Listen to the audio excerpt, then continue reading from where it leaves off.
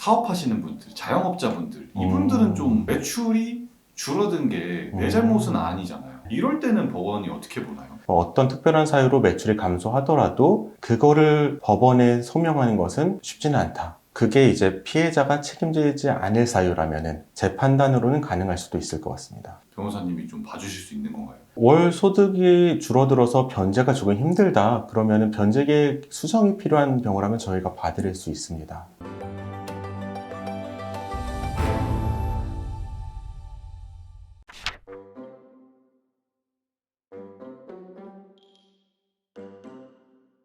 변호사님, 네, 지난번에는 네, 회생 그 변제금을 뭐 갚아 나가면서 월급이 급여가 이제 오르신 분들에 대해서 좀 한번 다뤄주셨잖아요. 그렇죠. 그렇다면은 이제 소득이 줄어든 분들에 대해서도 한번 다뤄주시면 좋을 것 같아요. 네. 일단 소득이 줄어든 시기가 중요해요. 우리가 소득이 줄어들었을 때 변제 계획 인가를 받은 시점이냐 아니면은 그 전 시점이냐에 따라 다르고요. 변제 계획 인가를 받기 전, 그러니까 뭐 대부분의 경우에는 개시 결정은 나서 월 변제금이 나왔는데 그로부터 한 3, 4개월 또는 뭐 6개월 뒤에 나오는 변제 인가 전에 소득이 줄었다. 그러면은 변제 계획안 수정을 하면 돼요. 그때는 아직 변제 계획이 인가로서 확정된 시점이 아니기 때문에 비교적 쉽게 바뀔 수가 있어요. 그런데 만약에 변제 계획 인가까지 받는다. 그러면은 그때는 바꾸는 게 쉽지가 않아요. 왜냐하면 변제 계획 인가는 채권자 집행까지 다 한 다음에 내려지는 것이거든요. 그때 바뀌는 것에 대해서는 법률에 특별한 규정이 있어요. 변제 계획의 변경 이렇게 있어서 채무자의 책임 없는 사유로 소득이 감소하는 경우에는 그 변제 계획의 변경을 통해서 월 변제액을 줄일 수 있는 제도 자체는 마련이 되어 있습니다.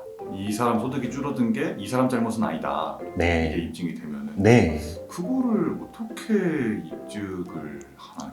서울회생법원이 조금 예를 든 일단 그런 상황이 있는데요. 인가된 변제 계획을 수행하는 도중에 실직이나 급여의 감소 등으로 소득이 감소하는 경우, 본인이나 가족 등의 질병, 부상 등으로 인한 의료비 지출, 출산이나 부모의 실직 등에 의한 피부양자의 증가, 이런 사유에 대한 설명을 하는 것이고, 이런 경우에는 서울회생법원이 인정한 채무자의 책임 없는 사유가 되는 것이고요. 그 경우에 증명은 실직이나 급여의 감소 같은 경우에는 급여 명세서나, 실직 같은 경우에는 더 이상 근로계약이 없다는 확인이나, 질병 같은 경우에는 진단서, 입퇴원 확인서 이런 것들이 가능하겠죠. 상식적인 내용들이네요. 네, 상식적으로. 그러면 갑자기 궁금한 게 있어요. 네. 실직을 했잖아요. 네. 그럼 실직한 상태로 계속 가만히 있으면 어떻게 되나요? 혹시 개인회생을 더 이상 할 의사가 없는 분인가요? 의사는 있는데 네. 취직이 잘 안 되는.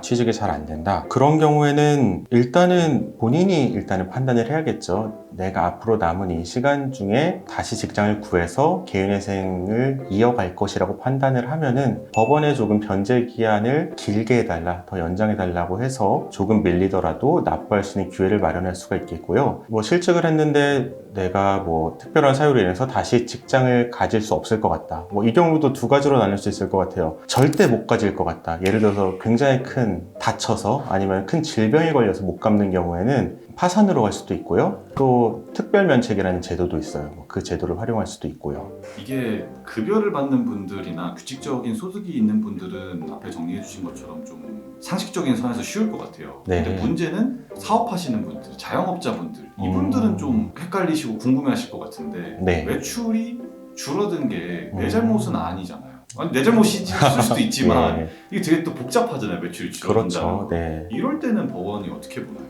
말씀하신 대로 매출이 줄어들었을 때 또는 매출이 증가했을 때 그 원인을 찾는 게 굉장히 어려워요. 이게 회생 사건뿐만 아니라 제가 담당했던 부정경쟁방지법 해서 어떤 빵집이 있는데 그 빵집의 이름이랑 똑같은 다른 빵집이 생겼어요. 원래 있던 오리지널 빵집이 소송을 제기했는데 이제 손해를 얘기할 때 이 빵집 때문에 내가 손해가 발생했다는 것을 증명을 해야 되거든요. 근데 그게 굉장히 어려워요. 매출은 줄었는데 원인이 다른 것도 있을 수가 있잖아요. 그런 의미에서 영업소득자 같은 경우에는 어떤 특별한 사유로 매출이 감소하더라도 그거를 법원에 소명하는 것은 쉽지는 않다.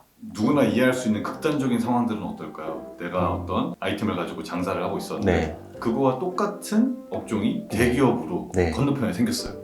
그러면 타격이 당연하잖아요.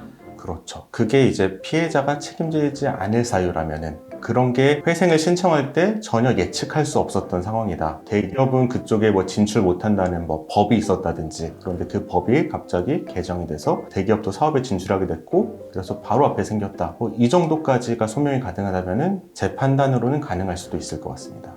그럼 중간중간에 이런 예기치 못한 일들이 생기는 거에 대해서도 네. 변호사님이 좀 봐주실 수 있는 건가요? 월 소득이 줄어들어서 변제가 조금 힘들다. 그러면은 변제 계획 수정이 필요한 경우라면 저희가 봐드릴 수 있습니다. 네, 이것이 가능한지 불가능한지, 그리고 가능하다면은 어떻게 진행을 해야 되는지 도와드릴 수 있습니다. 인간하면 끝 아닌가요? 인간하면 보통의 사무실은 끝인데 저희는 그 부분까지 다 책임져서 도와드리고 있습니다. 굉장히 바쁘시겠네요. 예, 뭐 저도 바쁘고, 그래서 좀 사무실의 시스템을 잘 만들어서 좀 불필요한 업무는 줄이고, 그리고 좀 중요한 업무 위주로 돌릴 수 있도록 그 부분도 많이 신경을 쓰고 있어요. 회생 과정 중에 월 소득액이 줄어들어서 그 변제액을 납부하지 못하는 상황에 처하면은, 예전에는 보통 바로 개인회생 폐지를 하고 파산으로 가는 경우가 많았는데요. 요즘에는 그 부분뿐만이 아니라 도저히 회생으로 진행할 수 없는 상황이라면 특별면책도 많이 신청을 하고 받아들여지고 있고, 그리고 특별면책 사유가 아니라면은 또 변제기간 수정을 신청해서 받아들여지는 경우도 예전보다는 조금씩 늘어나고 있으니까, 그런 고민이 있으시다면 회생 사건을 맡긴 사무실과 충분히 상담을 해서 진행하시면 될 것 같습니다. 네, 감사합니다.